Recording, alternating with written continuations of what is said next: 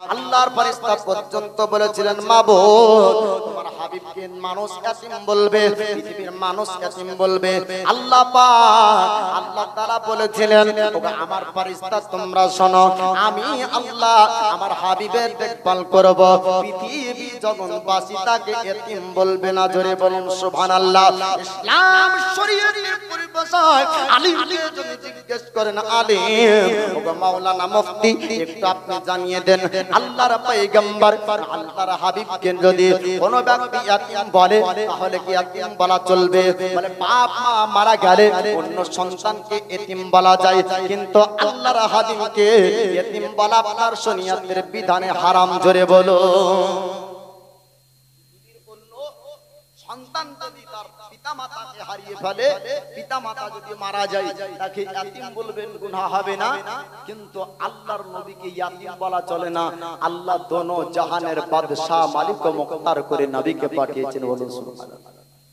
আল্লাহর হাবিব পৃথিবীর জমিনে আপনার জন্ম গ্রহণ করবেন, আল্লাহর পয়গম্বর দুনিয়াতে আসবেন। আল্লাহর ফেরেশতা বলেন মাবুদ জগৎবাসী তাকে ইয়াতীম বলবে, মানুষ তাকে ইয়াতীম বলবে, তার দেখভাল কে করবে? আল্লাহ পাক বলেছিলেন ও আমার ফেরেশতা আমি আল্লাহ তার দেখভাল করব, আমি আল্লাহ তার দেখভাল করব, তাকে মানুষ ইয়াতীম বলবে না, সে আমার হাবিব দুঃখ পাবে না, আমার হাবিবকে কষ্টে আমি আল্লাহ থব না, আমি আল্লাহ। জোরে বলুন সুবহানাল্লাহ। এবার আল্লাহর পয়গম্বর হযরত আমিনার গর্ভে আস্তে আস্তে আস্তে আস্তে তার বড় হয়। আসার যখন আপনার সময় হবে 55 দিন পূর্বের একটি বড় আশ্চর্যের ঘটনা ঘটে গিয়েছিল। আল্লাহ পাক আল্লাহ তাআলা আমার নবী পাককে দুনিয়াতে পাঠানোর পরে নবুয়ত প্রকাশ করতে বলেন নাই। 40 বছর আপনার কেটে গিয়েছিল। আর অনেকজন ব্যক্তি পৃথিবীর জমিনে ওহাবীরা আপনার বলে থাকে যে নবী নাকি 40 বছরের নবী হলো। বলেনি চাচারা আমার বুঝবেন না, ভাইরা আমার ঠিকই বুঝে। আজ ইউটিউবে আপনার বাংলাদেশে তারা বলছে যে কি 40 বছর আগে তো নবী ছিল না। বলে নাউজুবিল্লাহ। 40 বছর বয়সের আগে নবী ছিল না। বলে নাউজুবিল্লাহ। আল্লাহ পাক রূহ জগতে সমস্ত রূহের মধ্যে একটি রূহকে আলাদা করেছিলেন, সেই রূহ হচ্ছেন আমাদের দয়ার পয়গম্বর মুস্তাফার। জোরে বলুন সুবহানাল্লাহ। রূহের জগত মহান আল্লাহ পাক আমার নবীর রূহকে আলাদা রেখেছিলেন। সৃষ্টি জগতে সর্বপ্রথম যিনি সৃষ্টি হয়েছেন তিনি হচ্ছেন আমাদের নবী। আমাদের নবীর আগে কিছুই সৃষ্টি হয়নি। হাদিস শরীফের মধ্যে আছে আল্লাহ পাক আমার নবীকে প্রথম সৃষ্টি করেছেন, তারপরে নবীর নূর থেকে কুল কায়নাত তৈরি হয়েছে। তো 40 বয়সের আগে নবীকে নবী ছিল না যারা বলে, তারা আপনার কোরআন ও হাদিস আদৌ পড়া জানে না। ওরা একটা হাদিস যে নবীর নবুয়তের প্রকাশের যে হাদিস, ওই হাদিসকে তুলে ধরে বলছে আগে তো নবীর নবুয়ত প্রকাশই হয়নি, মানে নবী ছিল না, আব্দুল্লাহর বেটা মুহাম্মদই ছিল। নবীর পর্দাদা পর্যন্ত আল্লাহ পেয়ারা ছিল। জোরে বলুন সুবহানাল্লাহ। নবীর দাদু আব্দুল মুত্তালিব একটা দোয়া করেছিলেন, তো আবরাহা বাদশার হাতি বাহিনীদের উপরে আবাবিল পাখিরা ফুটে করে ছোট ছোট পাথরের আঘাতে হাতিদেরকে গমের ভুসির মতন পিষে দিয়েছিলেন। একবার জোরে বলা যাবে?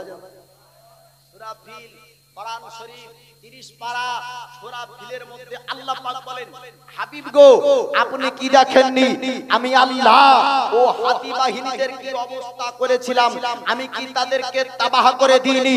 আমি কি তাদেরকে ধ্বংস করে দিইনি? আমি আবাবিল ছোট ছোট পাখির ঠোঁটের পাথর, ছোট ছোট পাখির ঠোঁটের দাঁড়াতে ছোট ছোট পাথর নিক্ষেপ করে আমি তাদেরকে ভুসির মতন করে দিয়েছি। জোরে বলুন সুবহানাল্লাহ। আল্লাহ বলছেন হাবিব আপনি দেখেননি যে আমি কি অবস্থা তাদের করেছিলাম? আর এই আসহাবে ফিল এই ঘটনা ঘটে যাবার 55 দিন পরে নবী আমার দুনিয়াতে এসেছেন। কতদিন পর বললাম? 55 দিন। এই 55 দিন পরে নবী দুনিয়াতে আসছেন আর 55 দিন আগের ঘটে যাওয়া ঘটনা সম্পর্কে আল্লাহ বলেন হাবিব আপনি দেখেননি? এখান থেকে স্পষ্ট বোঝা যায় আল্লাহ পাক নবী পাককে মা কানা ওয়া মায়াকুনের খবরদাতা করে অতীতে যা ঘটেছিল আল্লাহ পাক নবীকে জানিয়েছেন আর আগামী কিয়ামত পর্যন্ত যা ঘটবেন আল্লাহ পাক নবী পাককে জানার শক্তি পাওয়ার দিয়েছেন জানিয়েছেন বলেন সুবহানাল্লাহ। অতীতের জ্ঞান এবং ভবিষ্যতের জ্ঞান। তো এই আব্রাহা বাদশা কাবা কেন ভাঙতে এসেছিল একটু শুনবেন বাপ। আব্দুল মুতাল্লিবের দোয়ার পাওয়ারটা একটু দেখবেন শুনবেন, তারপরে নবীর জন্মের আলোচনা আপনারা শুনতে পাবেন। মক্কার জমিনে একটি ঘর আছে তার নাম হলো পবিত্র কাবা। এই কাবার জিয়ারত এখন নয় বরং হাশিমের সমাতেও কাবার জিয়ারত হতো, আব্দুল মুতাল্লিবের সমাতে কাবার জিয়ারত হতো, আব্দে মান্নাফের সমাতে কাবার জিয়ারত হতো, আপনার হোসাইয়ের সমাতে কাবার জিয়ারত হতো। এই কাবার জিয়ারত করতে বিভিন্ন দেশের মানুষ যেত আর পবিত্র ঘর কাবার জন্য মক্কার ইজ্জত বেড়ে যেত। জোরে বলো সুবহানাল্লাহ। কোন একটা জায়গাতে যদি জিয়ারতের বড় জায়গা থাকে তার জন্য তার নাম হয়, হয় না? আমাদের মুর্শিদাবাদে বলবে যে হাজার দুয়ার দেখে আসি, বলে কি না? তো বড় একটা জিনিস থাকলে ওর নামে প্রচার হয়। তো মক্কার জমিনে কাবা শরীফ হলো সেই সমাতে ওর থেকে বড় আর জিয়ারতগাহ নাই, সেই সমান আগামী কিয়ামত পর্যন্ত থাকবে না। জোরে বলুন সুবহানাল্লাহ। এই পবিত্র ঘর কাবার জিয়ারত করতে যায় তো মক্কার সম্মান বাড়ে। ইয়ামানের বাদশা তার নাম হলো আবরাহা। ইয়ামানের নাগরিক, ইয়ামানের বাসিন্দা তারা তাদের বাদশা আবরাহাকে বলল কাবার জিয়ারত করে তার জন্য মক্কার ইজ্জত বেড়ে যায়। আমাদের ধর্মের একটি ইবাদতগাহ এমন বানান যে মানুষ যেন কাবার জিয়ারত ছেড়ে আমাদের এই ইবাদতগাহের জিয়ারত করে। তারা ছিল ঈসাই ধর্মের ব্যক্তি, তারা ছিল কি ঈসাই ধর্মের ব্যক্তি, না তারা ধর্মের ব্যক্তি। ইয়ামানের বাসিন্দারা বলল হে বাদশা আবরাহা এরকম একটা সুন্দর দামি দামি পাথর দিয়ে একটি ঘর বানান, এই ঈসাই গির্জা ঘর জিয়ারত করতে আসবে, কাবার জিয়ারত মানুষ বন্ধ করে দিবে। তারা জানতো না কাবা তৈরি করেছেন আল্লাহ পাক ফেরেশতার মাধ্যমে। কাবার মেরামত পয়গম্বরগণ কাবার মেরামত অনেকবার করেছেন, কিন্তু এই কাবা তৈরি হয়েছে আল্লাহর ফেরেশতার মাধ্যমে। জোরে বলুন সুবহানাল্লাহ। আল্লাহ পাক আল্লাহ তাআলা যার ইজ্জত বানিয়ে দেয় পৃথিবীর মানুষ আপনার কমাতে পারে না। বাপ নবীর জীবনে বাল্যক জীবনে শোনাবো নবীর দাদা আব্দুল মুতাল্লিবের দোয়ার আপনার পাওয়ার শক্তিটা একটু শুনতে হবে। আল্লাহর নবী পয়গম্বর আযম পৃথিবীর জমিনে তিনি আপনার আসেন নাই, 55 দিন পরে দুনিয়ার জমিনে আসবে আর আপনার 55 দিন পূর্বে আপনার ঘটে যাওয়া ঘটনার সম্পর্কে একটু জানাই। যে ঘটনাটার নাম হলো আপনার আসহাবে ফিলের ঘটনা। আসহাবে ফিল ঘটেছিল আপনার কেমন ভাবে শুনেন। আবরাহা বাদশা আপনার ইয়ামানের বাদশা, ইয়ামানের বাসিন্দা, তারা বলেছিল ও বাদশা আবরাহা আমাদের একটা গির্জা ঘর বানাতে হবে, ঈসাই ধর্মের ইবাদতখানা বানাতে হবে, যার জিয়ারত করতে পৃথিবীর মানুষ আসবে, বিভিন্ন দেশ থেকে মানুষ আপনার জিয়ারত করতে আসবে। আর জিয়ারত করতে আসলে ইয়ামানের ইজ্জত বাড়বে, ইয়ামানের সম্মানটা বেড়ে যাবে। ও বাদশা আবরাহা সুন্দর দামি দামি পাথর দিয়ে আপনি আমাদের ইবাদতখানা তৈরি করার ব্যবস্থা করুন। সমস্ত আপনার ইয়ামানের বাসিন্দাদেরকে ডাক দেওয়া হলো, ও ইয়ামানের বাসিন্দারা তোমরা সুন্দর সুন্দর পাথরের ব্যবস্থা করো, আমি আবরাহা টাকা পয়সা যা খরচ হবে আমি বহন করব। দেশের রাজা তার প্রধানমন্ত্রী বলে দিলেন, দেশের বাদশা আবরাহা বললেন ইয়ামানের বাসিন্দা তোমরা সুন্দর সুন্দর দামি দামি পাথরের ব্যবস্থা করো, একটা সুন্দর গির্জাঘর বানানো হবে, ঈসাই ধর্মের ইবাদতখানা একটা তৈরি করতে হবে। মানুষ যেন কাবার জিয়ারত কমিয়ে দেয়, কাবার জিয়ারত যেন না হয়, কাবার পরিবর্তে ইয়ামানের জিয়ারত করতে যেন বিভিন্ন দেশ থেকে মানুষ আসে। সুন্দর সুন্দর দামি দামি পাথর আনা হলো আপনার গির্জাঘর বানানোর জন্য গির্জাঘর তৈরি হয়ে গেল, বিজ্ঞাপন আপনার প্রচার হয়ে গেল, হ্যান্ডবিল আপনার প্রচার হলো, জালসায় যেমন হ্যান্ডবিল প্রচার করছেন, এমন দেশের বাসিন্দারা দিকের দিকে মানুষের কাছে বিজ্ঞাপন আপনার ছড়িয়ে দিল। চিঠির সাহায্যে বিভিন্ন দেশে আপনার খবর পৌঁছিয়ে দেয়, আপনার বিভিন্ন দেশের রাজার কাছে আপনার খবর পৌঁছিয়ে দেয়। একটা গির্জাঘর বানানো হয়েছে ইয়ামান দেশের মধ্যে, সম্মানী ঘর নামে আপনার পরিচিত হবে। মানুষকে আপনার জিয়ারত করার জন্য তারা আপনার দাওয়াত দিল, তারা আপনার ডাক দিল, ও দেশের মানুষেরা ইয়ামান জিয়ারত করতে আসো, ইয়ামানকে দেখতে আসো, আমি ইয়ামানে কত সুন্দর ঘর বানিয়েছি, আমাদের ধর্মের বড় ইবাদতখানা বানিয়েছি, আমাদের ইবাদতখানাকে একবার দেখে যাও, একবার তোমরা জিয়ারত করে যাও। বিভিন্ন দেশে আপনার বিজ্ঞাপন গেল, মক্কার জমিনে পৌঁছিয়েছে। মক্কার মানুষেরা আপনার শোনার পরে একজন ব্যক্তি আপনার রাগান্বিত হয়ে ইয়ামান দেশে আপনার চলতে শুরু করলো। আর আমানে যে ওই গির্জাঘরে দাঁড়িয়ে দাঁড়িয়ে আপনার প্রসাব করলো, দাঁড়িয়ে দাঁড়িয়ে আপনার পায়খানা করলো। আর দাঁড়িয়ে প্রসাব করার কথা ইয়ামানের বাসিন্দা তারা আপনার জানতে পারলো, ইয়ামানের বাসিন্দারা তারা আপনার শুনতে পেল। আপনার কাছে আপনার অভিযোগ গেল, বাদশা একটি ঘটনা আমাদের ঘটে গিয়েছে। বলে কি ঘটনা ঘটেছে? এত সুন্দর পয়সা খরচ করে এত সুন্দর ইবাদতখানা আমরা তৈরি করলাম, এত সুন্দর ইবাদতখানার মধ্যে একজন মক্কার জমিনের ব্যক্তি আসলো, আর আসার পর পায়খানা করলো, পায়খানা করার পর দাঁড়িয়ে দাঁড়িয়ে পেশাব করলো। ও বাদশা আবরাহা, এর প্রতিবাদ আমরা করব না, এর প্রতিশোধ আমরা নিব না। আমাদের সম্মানী ঘর, আমাদের সম্মানী ঘর গির্জা ঘরে তারা আপনার দাঁড়িয়ে পেশাব করেছে, ওদের সম্মানী ঘর কাবাকে আর আমরা রাখবো না। মক্কার বাসিন্দা সে যাওয়ার পরে মক্কার সরদার আব্দুল মুতাল্লিবকে ডাক দেয়, কুরাইশের সরদার আব্দুল মুতাল্লিব, একটা ঘটনা ঘটে এসেছে ইয়ামান দেশে। আব্দুল মুতাল্লিব বললে, ও মক্কার বাসিন্দা, তুমি ইয়ামানকে গিয়েছিলে গির্জার জিয়ারত করতে? বলে হ্যাঁ হ্যাঁ, আমি ওই ঘরে জিয়ারত করতে গিয়েছিলাম, তবে জিয়ারত করিনি, আমার মনে একটা রাগ হলো, আমার মনে একটা রাগ হলো। বলে কি রাগ হয়েছিল? বলে আমাদের সুন্দর এই কাবা আর কাবার ইজ্জতকে তারা কমাবে, আমার সম্মানকে কমানোর জন্য তারা দামি দামি পাথর দিয়ে গির্জা ঘর বানিয়েছে। আর গির্জা ঘরে দাঁড়িয়ে পায়খানা করেছিলাম, আমি দাঁড়িয়ে পেশাব করেছিলাম, দাঁড়িয়ে পেশাব পায়খানা করে চলে আসলাম। নবীর দাদর আখলাক চরিত্রটা দেখুন। আব্দুল মুতাল্লিব বললেন, না, খবরদার খবরদার, ধর্মের উপর যদি তুমি আক্রমণ করো তোমার ধর্মের উপর আক্রমণ আসবে, অন্যকে যদি তুমি গালি দাও উল্টা তোমাকে সে গালি দিবে, খবরদার এমনটা করবেন না। আল্লাহর পয়গম্বর তিনি আপনার অন্য ধর্মকে খারাপ বলে নাই, বরং ইসলাম ধর্ম শ্রেষ্ঠ ধর্ম।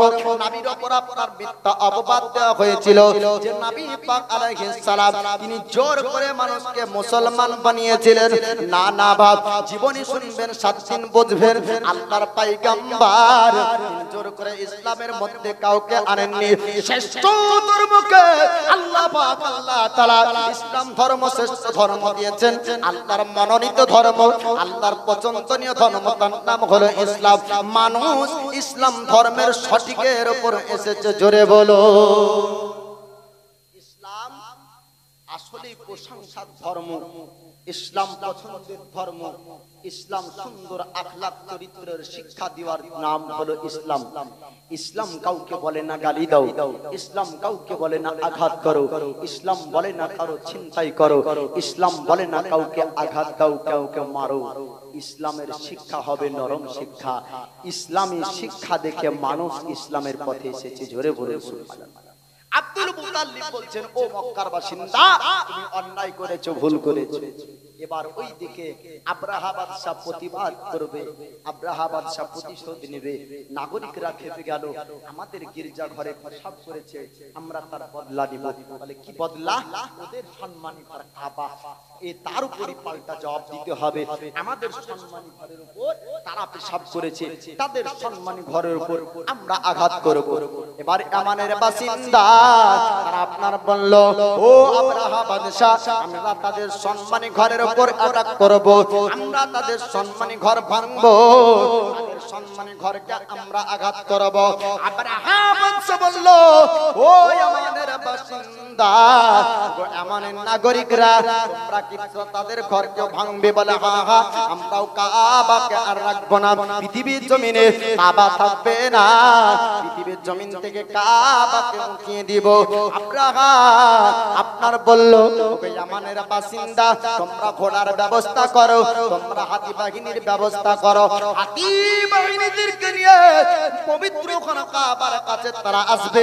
আপনারা আব্রাহা বলল, হাতি বাহিনীদেরকে নিয়ে ওই কাবার কাছে চলো, মক্কার জমিনে চলো। মক্কার জমিনে যাবার জন্য ইয়ামানের আপনার সেনাবাহিনী রেডি হলো, ইয়ামানের বাসিন্দারা রেডি হলো, আপনার পবিত্র ঘর কাবার কাছে আসবে। আব্রাহা বাদশা বলল, ও ইয়ামানের বাসিন্দা, ও হাতি বাহিনীরা, ও ঘোড়া বাহিনীরা, শোনো শোনো, সঙ্গে সঙ্গে কাবার উপর হামলা হবে না, সঙ্গে সঙ্গে কাবা ভাঙা যাবে না। আব্দুল মুতাল্লিবের সঙ্গে আমার একটা মিটিং এর ব্যবস্থা করতে হবে, তবে সরদারের সঙ্গে একটা আলোচনা হবে, তারপরে আমরা কাবা ভাঙবো। এটা হলো তাদের পরিকল্পনা, যে সঙ্গে সঙ্গে যে যদি আড়া করে। মক্কার শক্তি ক্ষমতা ছিল না, আব্দুল মুতাল্লিবের সেনাবাহিনীর ক্ষমতা ছিল না, বড় বাদশাহ আব্রাহার আক্রমণকে রক্ষা করবে। বুঝতে পারলে তো? বলে আগে তার সঙ্গে কথা বলবো, তারপরে কাবা ভাঙবো।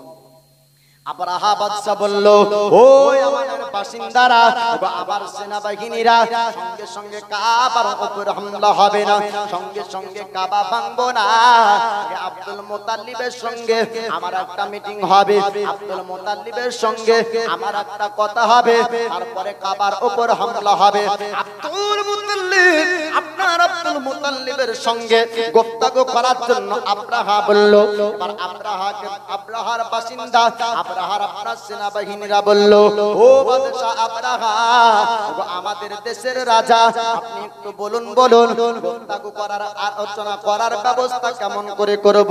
আব্রাহা বলল, মক্কার জমিনে ঢুকবে, ঢোকার পরে সর্বপ্রথমে উটনি গুলাকে, আব্দুল্লাহর মাল গুলাকে এক জায়গায় আটক করবে, আব্দুল মুতাল্লিবের মাল গুলাকে এক জায়গায় আটক করবে।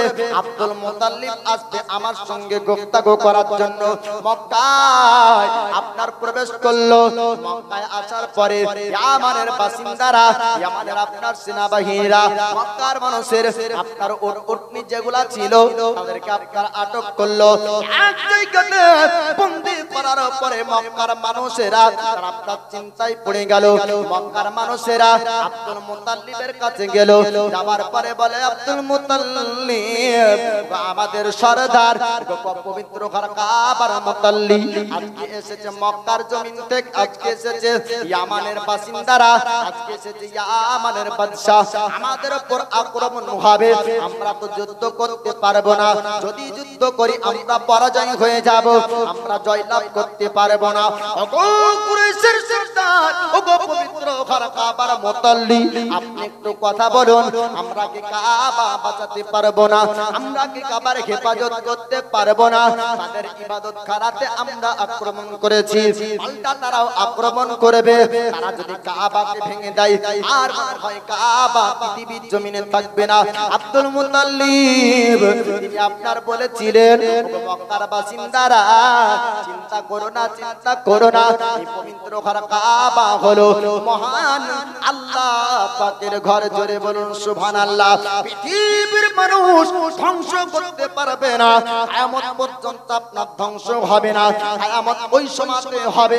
আল্লাহ পাক, আল্লাহ তাআলা পৃথিবীর জমিন থেকে কাবাকে আল্লাহ উঠিয়ে নেবেন, দুনিয়ার মসজিদকে আল্লাহ পাক উঠিয়ে নেবেন, নবী পাকের রওজা উঠিয়ে নেবেন, দুনিয়ার সমস্ত ওলিদের মাজার উঠিয়ে নেবেন, নিবেন, হাদিসের অক্ষরকে আল্লাহ পাক উঠিয়ে নিবেন, কোরআনের অক্ষরকে আল্লাহ পাক উঠিয়ে নেবেন, পৃথিবীর জমিন থেকে মুমিনকে উঠিয়ে নেবেন। দুনিয়ার বুকে কাবার উপর কিয়ামত হবে না। জোরে বলুন সুবহানাল্লাহ। যদি কাবা ভাঙতে না পারে, মানুষ আপনার কাবা ভাঙতে পারে না। আব্দুল মুতাল্লিব বললেন, ও মক্কার বাসিন্দারা, তোমরা চিন্তা করো না, তোমরা টেনশন করো না, কাবা হলো আল্লাহ পাকের ঘর, আল্লাহ পাক হেফাজত করবে। মক্কার মানুষরা বলল, ও আব্দুল মুতাল্লিব, আমাদের উটনিগুলাকে আবরাহা বাদশা আটক করে রেখেছে, তবে উটনিগুলা কি পাবো না, উটনিগুলা কি ছাড়বে না। আব্দুল মুতাল্লিব মক্কার মানুষদেরকে আপনার আশ্বাস দিলেন, মক্কার মানুষদেরকে বললেন, মক্কার বাসিন্দারা, আমি আব্দুল মুতাল্লিব তার সঙ্গে কথাবার্তা বলবো, আমি আব্দুল মুতাল্লিব আমি গুফতাগু করব, আমার সঙ্গে সঙ্গে তোমরাও পরবর্তীতে যাবে, যা হবে আমার উপর কর্তন হয়ে যায়। আব্দুল মুতাল্লিব আপনার মক্কার বাসিন্দা, তাদেরকে সান্ত্বনা দিলেন। এবার আবরাহার সঙ্গে গুফতাগু করবেন, ইয়ামানের বাদশা আবরাহার সঙ্গে আপনার কথাবার্তা বলবেন। আবরাহার সঙ্গে কথাবার্তা বলার জন্য একজন সেনাবাহিনীকে আপনার ডাক দেওয়া হলো। আব্দুল মুতাল্লিব ডাক দিয়ে বলেন, ও ইয়ামানের বাসিন্দা, ও ইয়ামানের সেনা, ও ইয়ামানের বাসিন্দা, আমি কথা বলবো আবরাহার সঙ্গে। কোথায় গেলে আবরাহাকে পাওয়া যাবে? আবরাহার পরিচয় আব্দুল মুতাল্লিব আপনার নিলেন। আপনার পরিচয় নেবার পরে ওই জায়গা পর্যন্ত আপনার পৌঁছে যায়।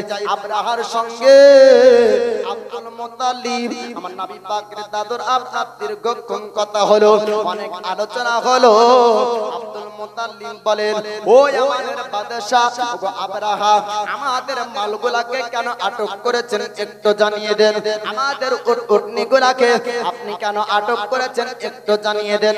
আব্দুল মুতাল্লিব এই কথা যখন আপনার জিজ্ঞেস করলেন, আবরাহা চিন্তায় পড়ে গেল। আবরাহা মিচকি মিচকি হাসছে। আবরাহা বলে, আব্দুল মুতাল্লিব, আপনাকে আমি খুব বুদ্ধিজীবী মনে করতাম, কিন্তু না না, আপনার মধ্যে তো কোনো বুদ্ধি নাই, আপনাকে জ্ঞানী মনে করতাম, আপনার মধ্যে জ্ঞান নাই। আব্দুল মুতাল্লিব আপনারা বললেন, ওগো আবরাহা, আমার মধ্যে জ্ঞানের কি বুঝলে, আমার মধ্যে বুদ্ধির কি বুঝলে? বলে, আপনি যদি বুদ্ধিজীবী হতেন, আপনি যদি জ্ঞানী ব্যক্তি হতেন, আপনার মালের চিন্তা করতেন না, আপনি বলতেন কাবার পানার জন্য, আপনি কাবার হেফাজতের জন্য আপনি আমার সঙ্গে আলোচনা করতেন। আব্দুল মুতাল্লিব তিনি আপনার বলেছিলেন, ওগো আবরাহা শুনেন, এই মালগুলাকে আটক করেছেন, এই মালগুলা হলো আমার, আর যেটাকে ভাঙার জন্য এসেছেন ওটা হলো মহান আল্লাহ। এগুলা হলো আমার, আর যেটাকে ভাঙার জন্য এসেছেন ওটা হলো আল্লাহ। আমি আমার মালের হেফাজত করব, আল্লাহ আল্লাহর মালের হেফাজত করবে। জোরে বলুন সুবহানাল্লাহ। আল্লাহ যেটাকে রাখবে দুনিয়ার শক্তি মারতে পারবে না, আর আল্লাহ যেটাকে মারবে দুনিয়ার শক্তি সেটাকে রাখতে পারবে না। তো আব্দুল মুতাল্লিব যখন এই কথা বললেন, আবরাহা বাদশা বলল, হে আবার সেনাবাহিনীরা, হে ইয়ামানের বাসিন্দারা, তোমরা শোনো, আব্দুল মুতাল্লিবের যত উটনিগুলাকে আটক করা হয়েছে সমস্ত উটনিগুলাকে ছেড়ে দাও। তার সঙ্গে আমার গুপ্তাগো মিটিং হয়ে গিয়েছে। আব্দুল মুতাল্লিবের মাল নিয়ে বাড়ি যাচ্ছে। মক্কার বাসিন্দারা বলে, ওগো কুরাইশের সর্দার, পবিত্র ঘর কাবার মুতাল্লি, আপনি একটু বলেন আপনার মালগুলা কি আবরাহা বাদশা ছেড়েছে? বলে, হ্যাঁ, আপনার মালগুলা তো ছেড়ে দিল, আপনি তো উটনিগুলা পেয়েছেন। বলে, আমরা কি পাবো না? বলে, হ্যাঁ পাবে। বলে, কিভাবে? আপনারাও জান উটনিগুলাকে চাহান, আবরাহা মক্কার জমিন থেকে একটা মাল নিয়ে যাবে না। আব্দুল মুতাল্লিব তার মনের কথা জানতো, তার একটাই উদ্দেশ্য ছিল কাবার উপর হামলা করা, কারো মাল নিতে ইয়ামান থেকে সে আসেনি। নবীর দাদা আব্দুল মুতাল্লিব সেটা জানতেন। জোরে বলুন সুবহানাল্লাহ। তো নবীর দাদা আব্দুল মুতাল্লিব আল্লাহর কাছে দোয়া করলে দোয়া কবুল হয়ে যেত। এমন কি আল্লাহর কাজ করেছেন। তো আব্দুল মুতাল্লিব তিনি একদিন নয়, 2 দিন নয়, তিনি গর্তের মধ্যে ঢুকে যেতেন, গাড়ে হেরাতে ঢুকে যেতেন। একদিন, 2 দিন, 3 দিন পর্যন্ত বের হতেন না। আল্লাহর ধ্যান ইবাদতে মাশগুল হয়ে যেতেন। জোরে বলুন সুবহানাল্লাহ। এবং রমজান মাস যখন আসতো, নবীর দাদু আব্দুল মুতাল্লিব বেশি বেশি আল্লাহর জিকিরে মাশগুল হতেন, আল্লাহর ধ্যানে পাগল হয়ে যেতেন। ডাকার মতো ডাকলে আল্লাহ কেন শুনবে না? আমরা গুনাহগার পাপী, আল্লাহকে ডাকতে জানি না। এবার ভুল না ঠিক? আমরা পাপী তাই ডাকতে জানি না। আব্দুল মুতাল্লিব দোয়া করছেন, আল্লাহ দোয়া কবুল করছেন কেন? আল্লাহর কাজ করেছেন তাই আল্লাহর পেয়ারা হয়েছে। তিনি আবিদ ব্যক্তি ছিলেন, তিনি সালেহ ব্যক্তি ছিলেন, তিনি আল্লাহর পেয়ারা ব্যক্তি ছিলেন। আব্দুল মুতাল্লিব বলেন, ও মক্কাবাসী, তোমরা চিন্তা করো না, তোমাদের মাল আবরাহা ইয়ামানের বাদশা দিয়ে দিবে, সবার মাল আবরাহা দিয়ে দিবে। এবার মক্কার বাসিন্দারা তারা আপনার বলল, ও আব্দুল মুতাল্লিব, আমাদের মালগুলা তো আমরা পেয়ে গেলাম, আমাদের মাল তো দিয়ে দিল, তবে একটা কথা আপনার কাছে জানতে চাই, ইয়ামানের বাদশা আবরাহা এসেছে এই পবিত্র ঘর কাবার উপর হামলা করার জন্য, কাবার উপর হামলা হবে, কাবাকে ভাঙার জন্য এসেছে। আব্দুল মুতাল্লিব, এই কাবাকে আমরা বাঁচাতে পারবো না, কাবাকে বাঁচাতে হলে আবরাহার সঙ্গে যুদ্ধ করতে হবে। আবরাহার সঙ্গে কেমন করে যুদ্ধ করব? আমাদের তো শক্তি নাই, আমাদের তো পাওয়ার নাই, আমাদের তো ক্ষমতা নাই, আমাদের তরবারি নাই, আমাদের অস্ত্র নাই, আমাদের এতগুলা আপনার লোক নাই।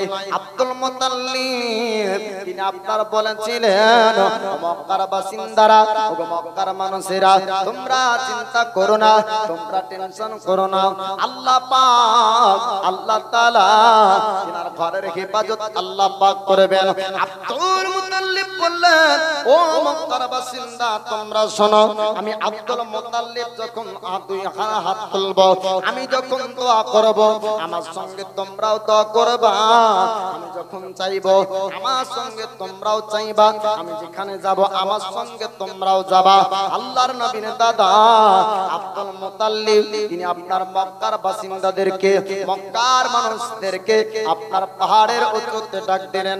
পাহাড়ের উঁচুতে যাওয়ার পরে আল্লাহ পাককে ডাক দিলেন, মাবুদ, পবিত্র ঘর কাবাকে ভাঙার জন্য ইয়ামানের বাসিন্দা, ইয়ামানের বাসিন্দা, ইয়ামানের আপনার বাদশা আবরাহা সেনা বাহিনী নিয়ে, হাতি বাহিনীদেরকে নিয়ে, উট বাহিনীদেরকে নিয়ে, ঘোড়া বাহিনীদেরকে নিয়ে কাবাকে ভাঙার জন্য এসেছে, কাবার উপর হামলা হবে। আল্লাহ পাক, আল্লাহ তাআলা দোয়া কবুল করলেন। আব্দুল মুতাল্লিব বললেন, মাবুদ গো, আমাদের মালের হেফাজত আমরা করেছি, আমাদের মালগুলা ফিরিয়ে দিয়েছে, তবে কাবার উপর হামলা করবে, হামলা তারা বন্ধ করবে না। আল্লাহ পাক, আল্লাহ তাআলাকে আব্দুল মুতাল্লিব বললেন, মাবুদ গো, পবিত্র ঘর কাবার হেফাজত তুমি আল্লাহ, তুমি করবে তোমার ঘরের হেফাজত। আল্লাহ পাক, আল্লাহ তাআলা আপনার আব্দুল মুতাল্লিবের দোয়া কবুল করলেন। আল্লাহ ডাক দিলেন আপনার আবাবিল পাখিদেরকে, ছোট্ট ছোট্ট আপনার পাখিরা আল্লাহর ডাকে সাড়া দিল। জোরে বলুন সুবহানাল্লাহ। ছোট্ট ছোট্ট পাখিরা ডাকে সাড়া দিয়ে আল্লাহ পাককে জিজ্ঞেস করেন, মাবুদ, আমাদেরকে ডাক দিয়েছো, আমাদেরকে কেন ডেকেছো একটু জানিয়ে দাও।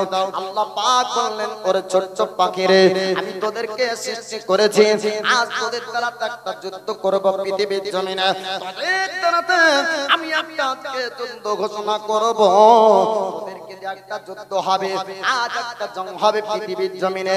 ছোট ছোট পাখিরা তারা আপনার বলেছিল, আল্লাহ গো, ও গো মাবুদ, আমাদের মধ্যে শক্তি নাই, আমাদের মধ্যে পাওয়ার নাই, আমরা কাদের সঙ্গে যুদ্ধ করব? আল্লাহ পাক, আল্লাহ তাআলা দেখিয়ে দেয়, ওরে আমার সৃষ্টি ছোট্ট পাখি আবাবিল, একবার তাকে তাকিয়ে দেখ আমার পবিত্র ঘর কাবার চারিপাশে কত ঘাতি বাহিনী বল্লম নিয়ে তারা দাঁড়িয়ে আছে। আবাবিল পাখি বলল মাবুদ তাদের হাতে বল্লম আছে, তীর আছে, তারা যদি আমাদের উপর আক্রমণ করে আমরা তো ওদের আক্রমণ রক্ষা করতে পারবো না, একটা আঘাতে আমরা মারা যাব। মাবুদ গো আমরা কেমন করে তাদের সঙ্গে যুদ্ধ করব?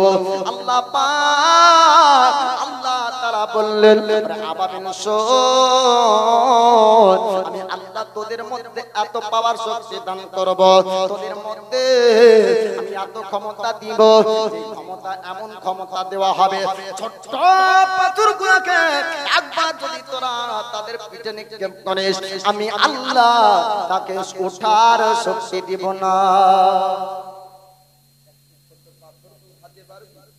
আবাবিল বলছে হ্যাঁ পাথর উঠানোর শক্তি তো আছে, ফুটে করে উঠিয়ে নিব। আল্লাহ বলছে এ পাথর যার পিঠে পড়বে আমি আল্লাহ তাকে উঠতে দিব না। জোরে বলুন সুবহানাল্লাহ। বিষাক্ত একটা অস্ত্র বানিয়ে দিব, বিষাক্ত একটা অস্ত্র বানিয়ে দিব, আর উঠবে না। আল্লাহ পাকের হুকুম, আল্লাহ পাকের অর্ডার আবাবিল পাখির উপর হলো। আল্লাহ পাক বললেন ও আবাবিল সমুদ্রের কিনারায় সমুদ্রের কাছে চলে যা। সমুদ্রের কাছে আবাবিল পাখি আপনারা চলে গেল। আল্লাহ পাক বললেন ও আবাবিল ওই সমুদ্রের কিনারায় ছোট ছোট পাথরগুলা পড়ে আছে, ফুটে করে উঠিয়ে নে। আর ফুটে করে ওঠানোর পর ওই পাথরগুলা আর হাতি বাহিনীদের উপরে একটা করে নিক্ষেপ করবে। একটা পাখিকে আল্লাহ পাক আল্লাহ তাআলা তিনবার করে পাথর ওঠার জন্য বলেছিলেন, একবার করে পাথর নিয়ে আসে আর হাতি বাহিনীদের আপনার পিঠের উপর ফেলে। আব্রাহার সেনা তারা আপনার বলল বাদশা আব্রাহা এবার কি কাবা ভাঙবো, এবার কি কাবার উপর হামলা করব? আব্রাহা বলল হ্যাঁ হ্যাঁ এবার হামলা করার জন্য তোমরা যাও। যেমনই হামলা করতে যাবে আল্লাহ পাকের অর্ডারে পাখিগুলা ঝাঁকের ঝাঁক ঝাঁকের ঝাঁক মাথার উপর চলে আসে। আব্রাহার সেনাবাহিনীরা অবাক হয়ে তাকালো। আকাশের মধ্যে পাখি আপনার ছিল না, আকাশের মধ্যে পাখি কোথায় থেকে আসে? হঠাৎ তারা আশ্চর্য হয়ে গেল, তারা অবাক হয়ে গেল এই পাখি কোথায় থেকে আসে আর কেনই বা পাখি আসে? মুখে তারা ছোট্ট ছোট্ট পাথর আকাশের উপর থেকে ফেলতে শুরু করলো। জমিনে যার পিছে পড়ে আল্লাহ পাক ভুসির মতন তাকে আপনার পিছিয়ে দেয়। ঘটনা ঘটে গেল আসহাবে ফিলের। আল্লাহ পাক আল্লাহ তাআলা ছোট ছোট পাখির দ্বারাতে ওই পবিত্র ঘর কাবাকে বাঁচিয়ে নিলেন। আল্লাহ পাক কাবার হেফাজত করলেন। বলার উদ্দেশ্য বাপ আব্দুল মুত্তালিবের দোয়া আল্লাহ কবুল করলেন। নবী পাকের দাদুকে আল্লাহ পাক পছন্দ করতেন, নবী পাকের পিতাকে আল্লাহ পাক পছন্দ করতেন, নবী পাকের মাকে আল্লাহ পাক আপনার পছন্দ করতেন। উত্তম খানদানের মধ্যে আলা খানদানের মধ্যে পয়গম্বর এসেছেন। আল্লাহ পাক পৃথিবীর জমিনে তখন আপনার নবী পাককে পাঠাননি। এই আসহাবে ফিলের ঘটনা এমনটা ভাবে আপনার ঘটে গেল আব্দুল মুত্তালিবের দোয়ার দ্বারাতে, আল্লাহ পাকের হুকুম অর্ডারে ক্ষমতায় আবাবিলের দ্বারাতে কাবার আপনার হেফাজত হলো। আপনার বেঁচে গেল, আপনার সালামাত আপনার টিকে গেল। আর নবী পয়গম্বর আজাদ আর 55 দিন পরে পৃথিবীর আপনার জমিনে আসছেন। আল্লাহ পাক বলেন হামিম গো ওই ঘটে যাওয়া ঘটনা আপনি কি দেখেননি? যেটা আপনি পৃথিবীতে আসার পূর্বে আমি আল্লাহ কাবাকে কেমন করে বাঁচিয়েছিলাম, বলুন সুবহানাল্লাহ। এবার বাঘমার এবার নবীর আসার পৃথিবীর জমিনে আবির্ভাবের ঘটনা শুনবেন। এবার এখান থেকে চলবে আর কোনো হবে না, একবার ডাইরেক্ট নবীর ইসলাম প্রচারের ঘটনা চলতে থাকবে। জন্ম থেকে আরম্ভ করে বাল্যক জীবনী শুনতে থাকবেন। একবার মহব্বতে একটু দরুদ শরীফ পড়েন। আল্লাহুম্মা সাল্লি আলা সাইয়্যিদিনা মাওলানা ওয়ালা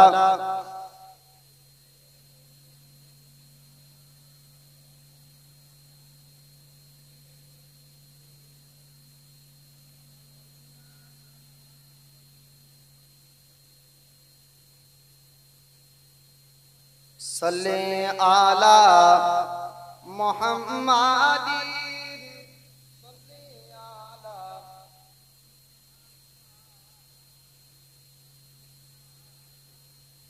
मुहम्मदी सल्ले आला मुहम्मद सल्लल्लाहु ताला अलैहि वसल्लम। आलोचना शेष कরি নাকি বাবু মা? 7 দিনের জীবনী পরপর আবার শুনবেন, একটা একটু কথা বলবো দিয়ে শেষ করব। প্রতিদিন শুনবেন তাই না, একদিনে তো সব বললে হবে না, টাইমও হচ্ছে, একটু করে বলবো। হযরত আমিনার স্বপ্নর কথা। নবী আমার দুনিয়াতে আসবেন তার পূর্বে আল্লাহ পাক আমিনাকে কি কি জানিয়েছেন। সূর্য ওঠার পূর্বে দেখবেন আকাশ একটা রোশনি হয় না বাপ? সূর্য ওঠার আগে আলামত পাওয়া যায় যে সূর্য উঠবে। তো নবী দুনিয়াতে আসার পূর্বে হযরত আমিনার নবী আসার সুসংবাদ আল্লাহ পাক আমিনাকে জানিয়েছেন। জোরে বলুন সুবহানাল্লাহ। মায়েদের গর্ভে যখন বাচ্চা আসে তো মায়েদের যন্ত্রণা হয়, হয় না? বেদনা হয়। কিন্তু হযরত আমিনা বলছেন আমার গর্ভে আমার পুত্র ছিল, আমি আমিনা কোনোদিন যন্ত্রণা বেদনা বুঝতে পারি। মায়েদের গর্ভে সন্তান যদি আসে তো মায়েদের পেট ভারী হয়। আমিনা বলছেন আমার গর্ভে সন্তান এসেছিল, পেট ভারী হয়। একবার জোরে বলুন সুবহানাল্লাহ। পেট আপনার ভারী হয়। আল্লাহ পাক আল্লাহ তাআলা আপনার হযরতে আমিনাকে আল্লাহ পাক আপনার জানিয়ে দেন। আল্লাহ পাক হযরত আমিনাকে বলেন আপনার স্বপ্ন যোগে আপনার জানিয়ে দেন। হযরত আমিনা বলতেছেন আমার গর্ভে ছিল আমার সন্তান, এবার আমাকে রাত্রি বেলাতে আহমদের মা করে মুহাম্মদের মা করে আপনার ডাক দিত।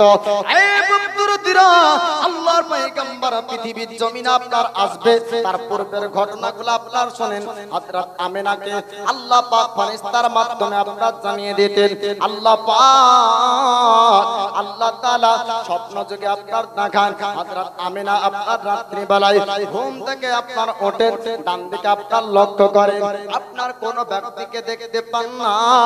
বাম দিকে আপনার তাকান, কোন ব্যক্তিকে দেখতে পান না। ডাকনেওয়ালা কাউকে আপনার দেখা যায় না। চতুর্দিকে হযরত আমিনা আপনার লক্ষ্য করলেন, কোন ব্যক্তিকে দেখতে আপনার পাই না। হযরত আমিনা তিনি আপনার চিন্তায় পড়ে গেলেন, আমাকে কে এমন করে ডাক দেয়, আমাকে আহমদের মা করে কে ডাক দেয়, মুহাম্মদের মা করে কে ডাক দেয়। আল্লাহ পাক আল্লাহ তাআলা ফেরেশতার মাধ্যমে আপনার ডাকাতেন। কেন আপনার ডাক দেওয়া হতো একটু কারণটা আপনার শুনে নেন। আল্লাহ পাক তিনার হাবিবের নামকে পছন্দ করে জমিনের নাম রেখেছেন মুহাম্মদ, আসমানের নাম রাখা হয়েছে আহমদ। জোরে বলুন সুবহানাল্লাহ। পৃথিবীর জমিনে বাচ্চা জন্মগ্রহণ করার পর আপনার 7 দিনের দিন নাম রাখবে আর আপনার নাম রেখে আকিকা দিবে, এটা হলো শরীয়তের সুন্নাত। কিন্তু আপনার পৃথিবীর জমিনে কোন মানুষ আপনার নাম রাখবে না, আল্লাহর নবীর নাম আল্লাহ পাক পছন্দ করে রেখেছেন। বলো আল্লাহ পাক আল্লাহ তাআলা আরশে মুআল্লাতে আপনার নাম লিখে রেখেছিলেন, জান্নাতের চৌকাঠে আপনার নাম লিখে রেখেছিলেন। আর জান্নাতের চৌকাঠে আদম আলাইহিস সালাম দয়ার পয়গম্বরের নাম পবিত্র নাম লিখেছিলেন। জোরে বলুন সুবহানাল্লাহ। আমার ছেড়ে দেব বলাতে ভড়কে যাইয়েন না, শ্রোতাদেরকে মাঝে মাঝে চেক করতে হবে। ছাড়ার হবে তখনই ছেড়বো, ভাবিয়ে না যে ছেড়বো বলেছে মানে এখনই ছেড়ে দেবে। হ্যাঁ, যখন ছাড়ার তখনই ছেড়বো। একবার শ্রোতাদের এনার্জি একবার জানতে হবে বক্তাকে। পাগলের মতন আমি ঢাকনা করে বকবো তাহলে তো হয় না। আপনারা শুনছেন কিনা, বুঝছেন কিনা, আপনারা কি বলছেন যে ভালো লাগছে না ছেড়ু, এটা চাইছেন না, ওয়াজ করতে চাইছেন, টাকা ডুবুবো না, অত ভর খাওয়ার প্রয়োজন নাই। বাবা আমার শান্তি করে আলোচনা শুনবেন।